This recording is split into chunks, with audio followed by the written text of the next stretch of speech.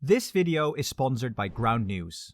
Currently, there are 8 EU member states that have at least one political party with far-right ideologies as part of their respective governments. Italy, the EU's third largest economy, is currently governed by Giorgia Meloni, who leads a party with neo-fascist origins. Meanwhile, in Finland, the far-right nationalist party, the Finns, recently joined the coalition government. And Poland and Hungary are ruled by ultra-conservative, authoritarian-leaning governments. In most other EU countries, there is either a significant presence of far-right parties within the parliament or a notable surge of support for such parties in the polls. In Greece, 3 hard-right parties won enough seats to enter parliament. And in Sweden, the Sweden Democrats, a party known for their staunch anti-immigration and anti-multiculturalism stance, hold the position of the second largest party in the parliament. Even in Germany, the AfD has seen remarkable growth over the last 2 years, from polling at a measly 10% in September 2021 to now standing shoulder to shoulder and even outperforming the ruling Social Democratic Party at 19%. But why is this happening? Could this be the first step in the unraveling of the EU? This video will look into why the far right has surged and what this means for the EU. So are European voters genuinely shifting towards far-right ideologies in large numbers, or is this primarily a form of protest vote?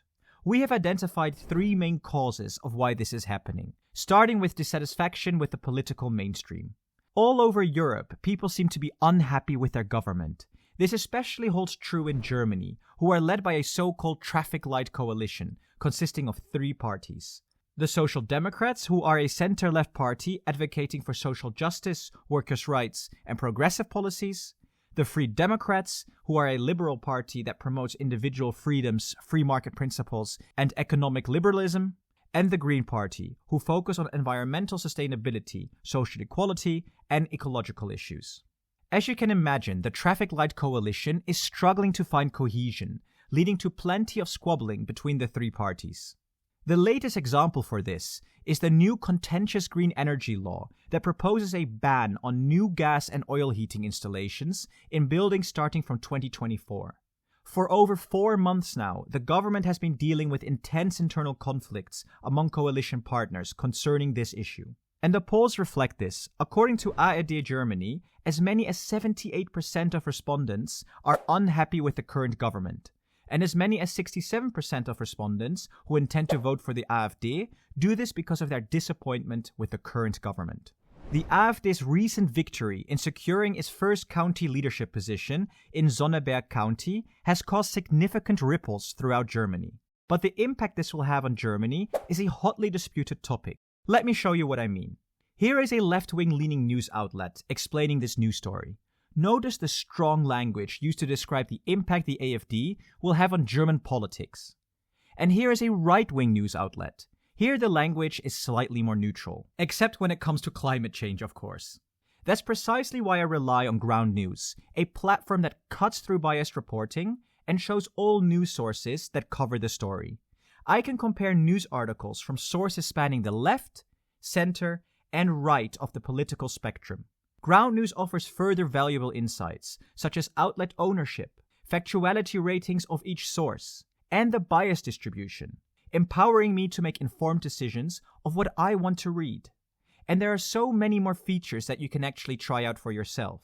If you use my link, ground.news/EU-made-simple, you can sign up for a free trial to take control of the news you read. Make sure you go and check it out so that you can see through the mainstream media narratives with Ground News. This brings us to the second reason why the far right is doing so well: people's fear of open borders and the erosion of national identity and tradition. Or in other words, controlling immigration. In 2022, nearly 1 million asylum seekers sought refuge in the European Union, not counting the 4 million Ukrainian refugees fleeing the war. This marks a 50% increase from 2021. As the EU still lacks a solid strategy for redistributing asylum seekers across its member states, many have begun to worry that their country will shoulder most of the burden. This is especially true in Italy. Due to its location on the Mediterranean Sea, Italy experienced a significant influx of migrants from northern Africa, which has caused anxiety among the population. That is why Meloni's anti-immigration message resonated strongly with voters back in 2022, where she described immigration as the Islamization of Europe, even proposing a naval blockade in the Mediterranean to reduce the flow of illegal immigrants. Meloni so far is delivering on her promise to curb immigration and is even pushing hard for a common conservative EU response to migrant issues. She wants to be seen as a leader, willing to work with others to solve immigration woes across Europe, and her message is resonating with a lot of voters across all of the EU. This brings us to the third significant factor contributing to the success of far-right parties: a decline in the quality of life. There is a feeling that future generations will experience a lower quality of life compared to their parents and grandparents. Numerous factors have contributed to this decline, including the impact of COVID-19, the war in Ukraine, the energy crisis, and the cost of living crisis for which many governments cannot be solely blamed. However, the push for climate neutrality has become a contentious issue that the far right has seized upon, portraying it as unnecessary and detrimental to both the economy and people's livelihoods. A clear example of this can be observed in the Netherlands, where the agricultural sector has protested against the Dutch government's plans to reduce pollution caused by livestock.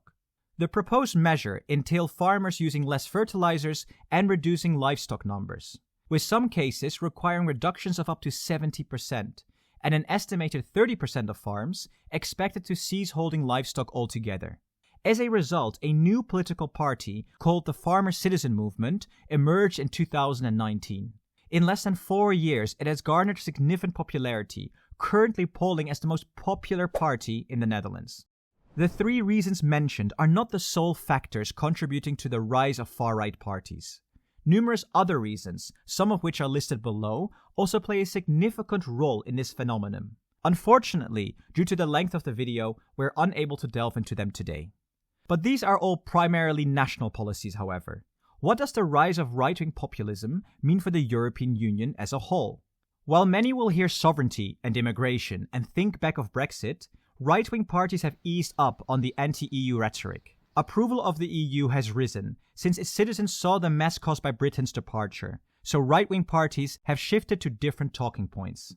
The vast majority still want to remain part of the Union, but want to ensure the interests of their country are put first in any decision. Thus, if you're worried about the European Union breaking apart, don't be. These right-wing parties could still heavily slow down European integration, however. Compromises will be harder to find in negotiations concerning key EU reforms, or common foreign policies should member states adopt more nationalistic outlooks. But with the 2024 European elections looming just over the horizon, the right-wing movement could dramatically change the European Parliament. As a reminder, the European Parliament consists of 7 parties. The European People's Party, who are a center-right conservative party that promotes deeper European integration while also promoting the values of Christian democracy. The Progressive Alliance of Socialists and Democrats, who are a center-left group who promotes social democracy and equality. Renew Europe, who are a centrist liberal party that strives for social progress and more European integration. The Greens, who are a center-left liberal party that focus on environmentally friendly policies above all else. European Conservatives and Reformists, who are a right-wing conservative party who strive for a more decentralized Europe and a free trade market. Identity and Democracy, who are a far-right political party who believe in less immigration, nationalism, and less European integration. And the Left, who are a far-left political party who advocate for more social equality, wealth distribution, and less European integration. With the rise of the far right across Europe, the largest parties, the EPP, S&D, and Renew, are likely to emerge weakened according to recent polls. And right-leaning parties such as the IND and the ECR are set to make significant gains. Should this happen, acts to lessen the impact of climate change will be much harder to pass through the parliament. Similarly, we can expect very little progress when it comes to further European integration and a much stronger stance on immigration. And it is not just the rise of right-wing parties, but also the shift of central parties towards the right. The EPP, the largest party, has already started flirting with the more right-wing European conservatives and reformist group, particularly concerning environmental issues. Once an opportunistic supporter of the European Green Deal, The EPP has now reversed its stance and is spearheading a backlash against climate politics, exemplified by its opposition to a nature restoration law. The EPP argued that intensifying nature restoration efforts would harm farming and reduce food production. Consequently, the party has withdrawn from negotiations in the European Parliament regarding the Commission's nature restoration proposal earlier last month. The successful emergence of the Dutch agrarian farmer citizen movement has undeniably influenced the EPP's political strategy. However, since then, the nature restoration law has been approved in the Parliament, but only barely. Here's what we think. When we consider the 7 reasons behind the far right's increasing votes, it's important to recognize that these are genuine European issues that need attention. In my view, mainstream parties frequently overlook these concerns. People who express apprehensions about immigration are often simply labeled as racists, while those worried about the impact of green policies on their quality of life are labeled as climate deniers. Instead, these concerns should be treated with seriousness and addressed directly. Taking proactive steps to resolve these issues is crucial for restoring public trust and gaining support. The EU elections are less than a year away, so if you want to stay up to date with EU developments, make sure to subscribe to the EU Made Simple today, as we will be tracking the process closely. And please also consider signing up for our Patreon if you want to support the channel further. Until next time.